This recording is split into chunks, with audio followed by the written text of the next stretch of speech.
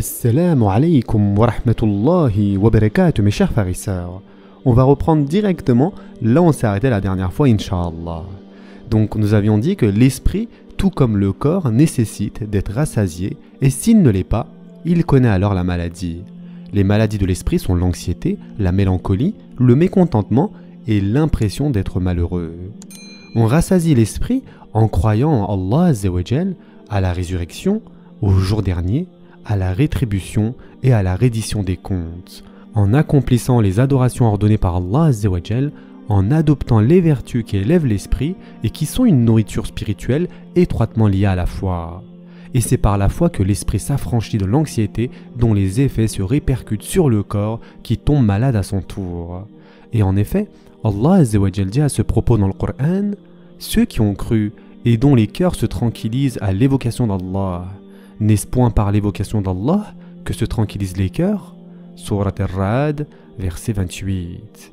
Les musulmans, dont la foi est sincère, ressentent véritablement cette tranquillité à l'image d'Ibn Taymiyyah, un grand savant de l'islam qui fut agressé, chassé, emprisonné et torturé, mais malgré tout, il dit alors qu'il était détenu dans la forteresse de Damas, empli de ce véritable bonheur que seuls ceux qui ont goûté à la douceur de la foi ressentent.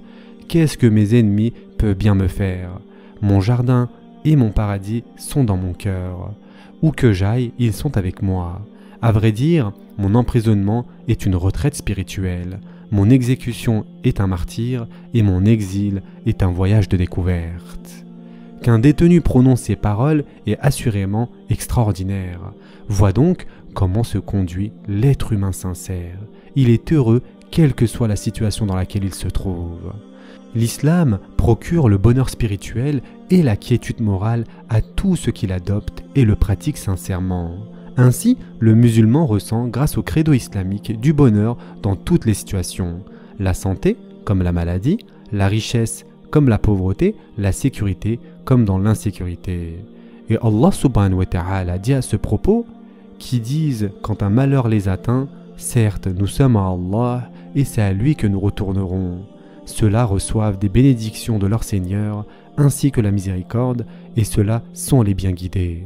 Surat al-Baqarah, versets 156 et 157. De plus, le prophète sallallahu alayhi wa sallam a dit « Le cas du croyant est étonnant. Tout ce qui lui arrive est un bien pour lui, et ceci n'est valable que pour le croyant. S'il lui arrive une chose qui le réjouit et qu'il le remercie, c'est un bien pour lui. S'il lui arrive un mal et qu'il patiente, c'est un bien pour lui. » Et ce hadith a été rapporté par Muslim. Les préceptes ainsi que les orientations de l'islam exhortent au contentement et à la patience. Ils te font oublier tes soucis et te transportent du désespoir et de la désolation à l'espoir et à l'optimisme. Et Allah Azza wa Jal dit à ce propos dans un hadith Qudsi, « Je suis conforme à l'opinion optimiste que mon serviteur a de moi, qu'il attende donc de moi ce qu'il veut. » Et ce hadith a été rapporté dans le Musnad de l'imam Ahmed. Ceci est un point qui mérite que l'on s'y arrête. L'islam n'ordonne pas à ses fidèles d'être des ascètes et de renoncer aux agréments de ce bas monde, mais il met ce monde et ce qu'il contient au service de l'accomplissement du véritable bonheur. Quiconque dispose d'un quelconque pouvoir doit donc mettre ce pouvoir au service d'Allah Azza wa Jal, de la diffusion de sa religion et d'assurer le bonheur de ceux dont il est responsable. Et en effet, le prophète sallallahu alayhi wa sallam a dit à ce sujet « Vous êtes tous responsables et vous serez tous interrogés à propos de votre responsabilité. Le gouvernant est responsable de ses sujets et il sera interrogé à propos d'eux. L'homme est responsable de sa famille et il sera interrogé à propos d'elle. La femme est responsable de ses enfants et de la demeure de son mari et elle sera interrogée à propos d'eux. Et le serviteur est responsable des biens de son maître et il sera interrogé à propos d'eux. » Et ce hadith a été rapporté par Bukhari et Muslim. Quiconque donc occupe un poste important et dispose d'un quelconque prestige doit mettre ce dont il dispose au service d'Allah subhanahu wa ta'ala, à la diffusion de sa religion et à assister ses frères. Et Allah Azza wa Jal dit à ce propos dans le Coran, « Quiconque intercède d'une bonne intercession en aura une part, et quiconque intercède d'une mauvaise intercession en portera une part de responsabilité. Et Allah est puissant sur toutes choses. » Surat An-Nisa, verset 85. Mes chers frères et sœurs en islam, quiconque dispose d'une quelconque richesse doit la dépenser dans le sentier d'Allah Azza wa Jal, ainsi que dans le service de l'assistance de ses frères. Le bonheur dans l'accumulation des richesses est de le dépenser, non de le thésauriser. Et Allah subhanahu wa ta'ala dit à propos de cela dans le Coran, et sur les biens desquels il y a un droit bien déterminé, c'est-à-dire la zakat, pour le mendiant et le déshérité. Surat Al-Ma'arij, versets 24 et 25. De plus, le prophète sallallahu alayhi wa sallam a dit pour sa part concernant le destin de ce que possède l'être humain, le fils d'Adam dit « Mes biens, on lui répondra « Que possèdes-tu de tes biens, hormis ce que tu as fait disparaître en le mangeant, ce que tu as usé en t'habillant, ce que tu as ajouté sur le compte de tes bonnes actions en l'ayant donné comme aumône. » Et ce hadith a été rapporté par Muslim. Le prophète sallallahu alayhi wa sallam est l'exemple que tous les musulmans doivent suivre dans leur vie. Abu Dharr radiallahu an rapporte ceci. Je marchais en compagnie du prophète sallallahu alayhi wa sallam dans un lieu de Médine nommé El-Harra. Et lorsque nous arrivâmes au mont Uhud, le prophète sallallahu alayhi wa sallam me dit « Ya Aba Dharr, je t'écoute, ô messager d'Allah, répondis-je. Il me dit alors « Je ne serais pas heureux de posséder une montagne d'or aussi grande que le mont Uhud et avoir encore un dinar 3 jours plus tard, sauf si celui-ci est conservé pour que je m'acquitte d'une dette, à moins que je ne distribue le tout à ma droite, à ma gauche et derrière mon dos. » Puis il marcha un peu et il dit, sallallahu alayhi wa sallam, « Les plus riches dans ce monde seront les plus démunis le jour de la résurrection, sauf ceux d'entre eux qui auront distribué toute leur fortune à leur droite, à leur gauche et derrière leur dos, mais ceux-ci sont peu nombreux. » Et ce hadith a été rapporté par Bukhari.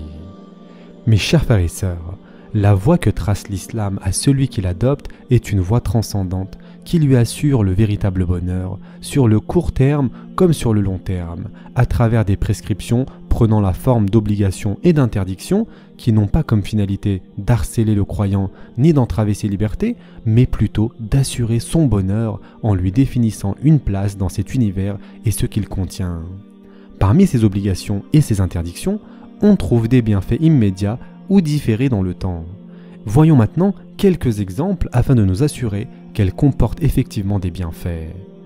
L'usure à propos duquel Allah Azza wa Jal dit dans le Coran « Ô les croyants, craignez Allah et renoncez aux reliquats de l'intérêt usuraire si vous êtes croyants. » Surat Al-Baqarah, verset 278. Toute personne clairvoyante est consciente que l'usure consiste à s'emparer injustement des biens d'autrui. C'est également une des pires formes de voracité car on profite du fait que les gens soient dans le besoin. Sur le plan économique, l'usure conduit à ce qu'une classe sociale détienne la plupart des richesses, ce qui donne naissance à un système de caste. D'ailleurs, de nombreux non-musulmans avertissent contre cette pratique. Maintenant, concernant la fornication, dont les conséquences néfastes sont visibles en Occident et dans toute société où elle est répandue. Ces conséquences prennent la forme de maladies, d'épidémies et de dissolution morale qui commencent à inquiéter les plus raisonnables des Occidentaux. Or, Allah Azza wa Jal dit à propos de la fornication dans le Coran « Et n'approchez point de la fornication. En vérité, c'est une turpitude et quel mauvais chemin. » Surat Al-Isra, verset 32. Le prophète sallallahu alayhi wa sallam a dit pour sa part « La débauche ne se répand pas dans un peuple sans que des épidémies et des maladies qui n'étaient pas connues de leurs ancêtres ne se propagent parmi eux. » Et ce hadith a été rapporté par Ibn Majah. Ensuite, concernant l'alcool, dont les effets dévastateurs sur la santé publique ont été mis en exergue par la médecine moderne, sans compter ses nuisances sur les plans social et économiques. Or, Allah Azza wa Jal dit à propos de cela dans le Coran « Ô les croyants, le vin, le jeu de hasard, les pierres dressées, les flèches de divination ne sont qu'une abomination, œuvre du diable. Écartez-vous-en afin que vous réussissiez. Le diable ne veut que jeter parmi vous, à travers le vin et le jeu de hasard, l'inimitié et la haine, et vous détournez d'invoquer Allah et de la salat. Allez-vous donc y mettre fin » Surat Al-Ma'ida, versets 90 et 91. Concernant la viande de porc, dont les effets nuisibles sur ceux qui la consomment ont été révélés par la médecine moderne, comme les nombreuses maladies qu'elle véhicule par exemple, Allah Azza wa Jal dit à propos de cela Vous sont interdits la bête trouvée morte, le sang, la chair de porc, ce sur quoi on a invoqué un autre nom que celui d'Allah, la bête étouffée, la bête assommée ou morte d'une chute ou morte d'un coup de corne et celle qu'une bête féroce a dévorée, sauf celle que vous égorgez avant qu'elle ne soit morte. Vous sont interdits aussi la bête qu'on a immolée sur les pierres dressées, ainsi que de procéder au partage par tirage au sort au moyen de flèches, car cela est perversité. Aujourd'hui, les mécréants désespèrent de vous détourner de votre religion. Ne les craignez donc pas et craignez-moi. Aujourd'hui, j'ai parachevé pour vous votre religion et accompli sur vous mon bienfait, et j'agrée l'islam comme religion pour vous. Si quelqu'un est contraint par la faim, sans inclination vers le péché, alors Allah est pardonneur et miséricordieux. Surat al-Ma'ida, verset 3. Le docteur Philippe Thomas, un spécialiste non musulman en maladies du sang, déclare que le porc transmet ses caractéristiques à toute personne consommant sa viande et que cette dernière provoque avec le temps des maladies psychiatriques et corporelles touchant le système reproducteur en particulier. Et enfin, pour terminer pour aujourd'hui, concernant les peines corporelles à propos desquelles Allah Azza wa Jal dit « C'est dans le talion que vous aurez la préservation de la vie. Ô vous doués d'intelligence, ainsi atteindrez-vous la piété. » Surat al-Baqarah, verset 179. Allah Azza wa Jal dit assurément la vérité car l'exécution des peines corporelles protège la vie des gens et préserve la société, la vie politique ainsi que la vie économique. C'est par les peines corporelles que les vies, les biens et les honneurs sont préservés. En effet, tout système n'étant pas soutenu par une force qui contrôle son fonctionnement est délaissé. Par exemple, un conducteur ne s'arrêtera pas au feu rouge s'il sait qu'il ne sera pas puni. De même, un voleur répétera sans cesse ses crimes s'il sait qu'il ne sera pas puni. Et Uthman ibn Affan radiallahu an a dit à ce propos « Allah dissuade par l'autorité ce que le Coran ne dissuade pas. » Voilà pourquoi l'existence d'une force exécutive soutenant, préservant le système en place et assurant son fonctionnement est nécessaire. En l'absence de cette force, le système prend un caractère théorique, il ne fonctionne alors plus et l'anarchie ainsi que la corruption s'installe.